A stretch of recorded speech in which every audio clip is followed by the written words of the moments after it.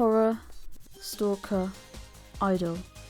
These were the concepts Perfect Blue's original author, Yoshikazu Takeuchi, deemed central to the work. Satoshi Kon hadn't even read the book, having been put on the project as a backup after a live-action adaptation fell apart, so he wasn't particularly interested in these concepts, but they were the compromise if he wanted otherwise complete creative control on his directorial debut. When told many had taken the film to be a criticism of Japan's idol industry, he answered, quote, "The film is not based on any criticism. If the audience get the impression from watching the film that the idol system in Japan is like that, I'm embarrassed. Also, to reveal behind-the-scenes secrets about the entertainment world was never my intention. I simply wanted to show the process of a young girl maturing, becoming confused because her old set of values gets shattered, but who is reborn as a mature being as a result of that. That's what I wanted to describe." Perfect Blue is the story of Mima Kirigoe, a B-list idol turned actress, and everyone who has something to say about it, from the manager vicariously living through her after her own failed idol career, to the betrayed fans, to every man who wants to capitalize on the decision. The tone is set from the moment Mima arrives home after announcing her departure from her group, Cham,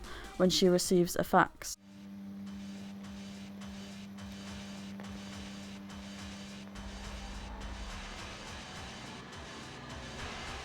Here, Mima becomes aware of the contract she had unwittingly written herself into. In return for her fans' love, she is their property. But that's all in the past now, or so she thinks. Turns out being an idol and an actress aren't so different after all. They're both professions on the front line of the male gaze. Male gaze is the ultimate theme in Perfect Blue, the binding that holds a multi-layered work together and makes its horror resonate so completely. A group of Cham fans serve as a chorus, omnipresent to comment on the latest developments in Mima's career, setting the timeline and priming our perception of everything she does. Every time Mima is faced with a reflective surface, she gazes at herself, checking how she looks, always a performer. Before we are ever aware a threat is present, scenes where Mima is supposedly alone are shot as though she is being watched from afar. Her room provides the illusion of privacy, the one place she can be the observer rather than the observed. And yet, Kon says, quote, "We also shot Mima's room as if it was being viewed on a TV screen. This is because we wanted to give a diluted sense of reality, as if all of the events were taking place within a TV screen of some kind. There's a sense of voyeurism in that we are watching Mima even as she thinks she is alone. And then there's the pun of her fansite name.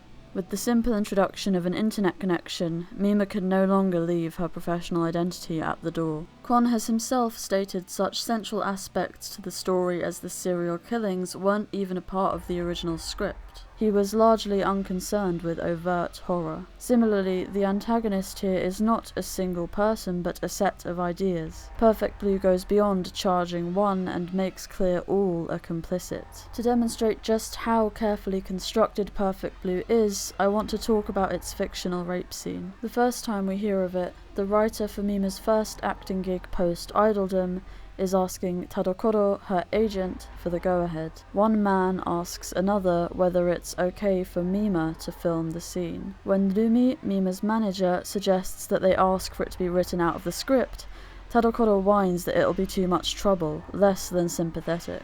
Even so, it's when Rumi states that Mima is an idol that she swallows her apprehensions and states she will do it. Mima wants to be taken seriously within her field. First noted by anime critic Susan Napier, sexual violence is explicitly associated with maturation in this film, and this is where we see that most vividly. Within the scene, Mima's character is surrounded by a crowd of jeering men. Kon made a point to show male staff at the studio gathering to watch the filming too, and let us not forget ourselves, the third audience. For much of the film, we have been watching Mima. Now we feel what it is like for her to be watched, to the extent that you want to look away because it feels so wrong. Kon has stated he regrets how graphic and drawn out the scene is and, quote, lowers his head when it comes up at screenings, only further illustrating his own point. But I think it's necessary. It means every one of us is implicated in Mima's trauma. Remember I mentioned the transactional relationship between fan and performer? Here we see being an actress is no different. Tadokoro pushes the writer to make better use of Mima, and this scene is the result. Only afterwards does Mima's character begin to play a far more important role in the story. The rape scene is her gateway. Do this and we'll reward you. You scratch our back, we'll scratch yours. The only difference is the bargaining chip is no longer an abstract concept like love, but sex.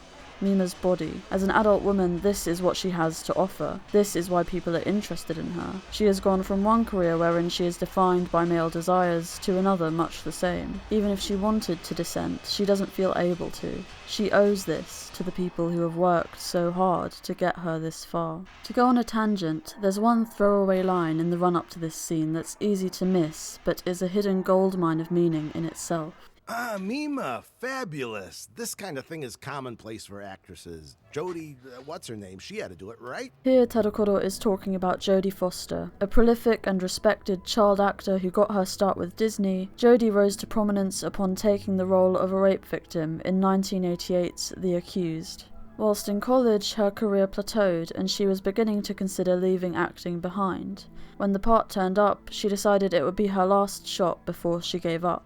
Why not do something drastic? It ended up bagging her an Academy Award. Another actress was approached for the main role in The Accused, Kelly McGillis. She instead co-starred alongside Jodie as the prosecuting attorney in the case. During the film's publicity run, she eventually decided to announce, unbeknownst to the rest of the cast and crew, that she had also been raped at knife point in the past. This was why she felt unable to take the role of the victim. Furthermore, The Accused drew inspiration from a true story, the rape of Cheryl Araujo. On a night in 1983, after finding her local shop closed, Cheryl had gone into a bar to buy cigarettes. When she refused two men's advances, they proceeded to gang rape her in a group of 4 while other patrons looked on, laughing and cheering. Nobody called for help.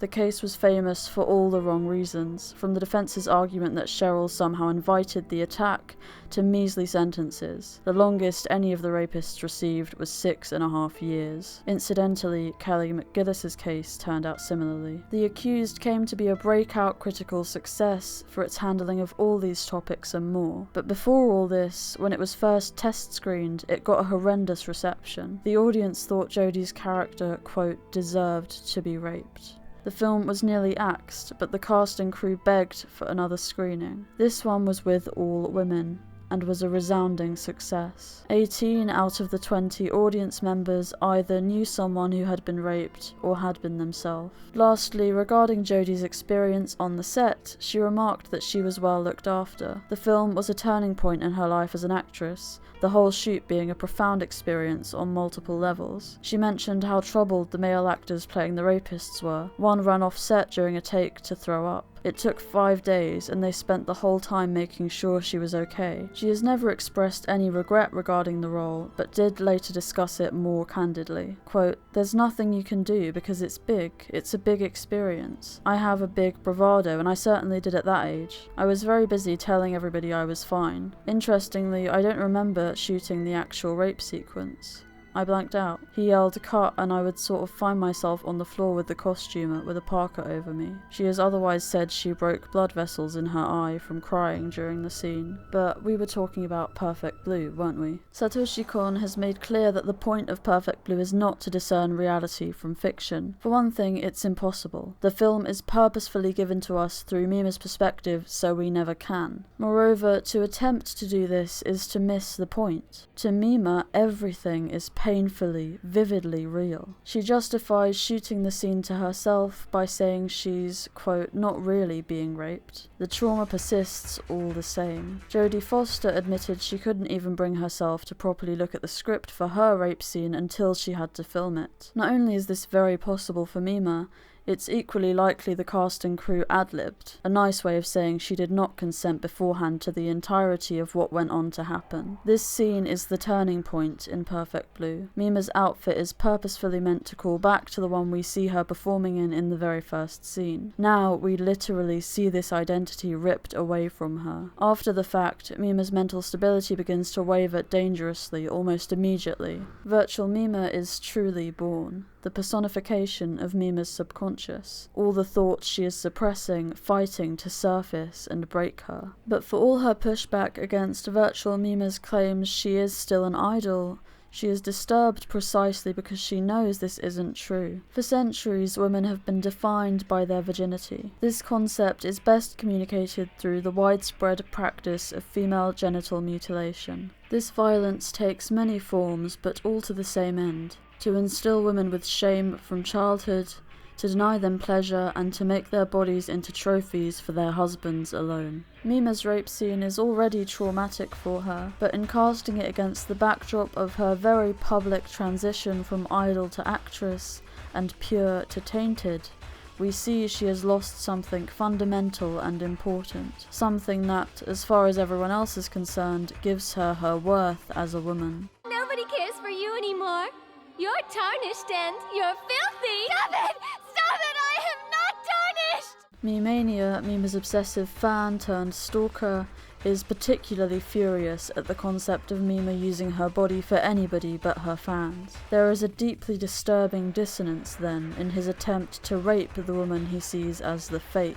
It's as if to hammer in the message: Mimarin is precious, but it doesn't matter what I do with you, you're already ruined. Throughout the film, victim blaming is present in all its subtlest forms. From the rape scene to the photo shoot, Mima is told she has no right to be upset about doing things she had already agreed to, no matter how pressured she may have felt to give this consent, or how little she truly understood about what she was getting herself into. The underlying meaning is clear. From the second she set foot in this industry, she signed away her right to bodily autonomy. Gaslighting is also rife, as Mima's thoughts and feelings about everything happening around her are constantly undermined. It's as though she's the sole victim of some huge, twisted, practical joke. Oh, you didn't know this was what it would be like? Tough luck. It creates a vicious feedback loop wherein she only feels further compelled to prove she is not the naive little girl everyone sees her as. She swallows her discomfort and adapts as best she can. They're right. She chose this life. Besides, there's no going back now. Take a moment to think of the 3 words you'd use to best describe yourself. Got them? Now think about what those 3 words might change to if I asked someone else about you. Your co-workers, your parents, your oldest friend, and your newest. Your ex, the person you chatted with while they rung up your groceries yesterday, the person you ran into on the street last week who you never apologized to. Would any of them be a perfect match with your 3 or each other? There might not be any crossover at all. An identity is an integrated concept of oneself that exists unchangingly. Everybody has heard someone say something horrible about them only to be comforted by a friend with the line, "They don't know you." But who's you? Mima is dealing with everyone's input on this question before she's even figured out the answer herself. Throughout the film, we see the boundary between Mima's public and private life become ever more blurred. What happens when there is no longer anything others do not know about us? Does Mima even know how to exist like this anymore, independent of perception? When already as vulnerable as she is, this develops into a reliance on others' views of what is real and fake, who she is and who she is not. Even Kon stated that he liked female protagonists because they were fundamentally unknowable to him. It took me a few days of thinking and rewatching to wrap my head around Perfect Blue's ending. It felt horribly off to me. One of the theories that began to form in my mind was that Rumi and Mima might have switched places entirely somehow, but the fact is we have no way of knowing. After all, we never knew Mima in the first place. Throughout Perfect Blue, she remains empathetic, always too kind and too soft. Instead of brutalizing Mimania after his vicious attack, she runs away. She saves Rumi from the oncoming truck. It's as though she never quite develops that defensive instinct she needs in a world where the rule is to eat or be eaten. Perfect Blue is a story of duality. It is a story of identities at war with one another. Society constantly wants women to be both, cute yet sexy, innocent yet mature, pure yet dirty. It's a catch-22. A double bind. Mima's struggle is a twisted coming-of-age story, one every woman knows, where you seek freedom and agency that will never come. The novel Perfect Blue is based on has a subtitle, Complete Metamorphosis. The final scene can be taken to mean Mima has completely embraced her actress identity, defeating her subconscious, but to me this can also only mean she has completely suppressed her trauma. Being a woman is pretending, even to yourself, that you're okay. It's swallowing your thoughts and feelings for the comfort and convenience of those around you. It's learning to tread water and make do. In a world of the commodifying and the commodified, it remains a debate whether women who offer themselves up to the seemingly adoring masses are sending a message of empowerment or submission. How you felt about the final scene largely depends on your answer to this question. For me, the light-hearted end theme was infused with a quiet sense of dread that remained long after the credits had finished rolling.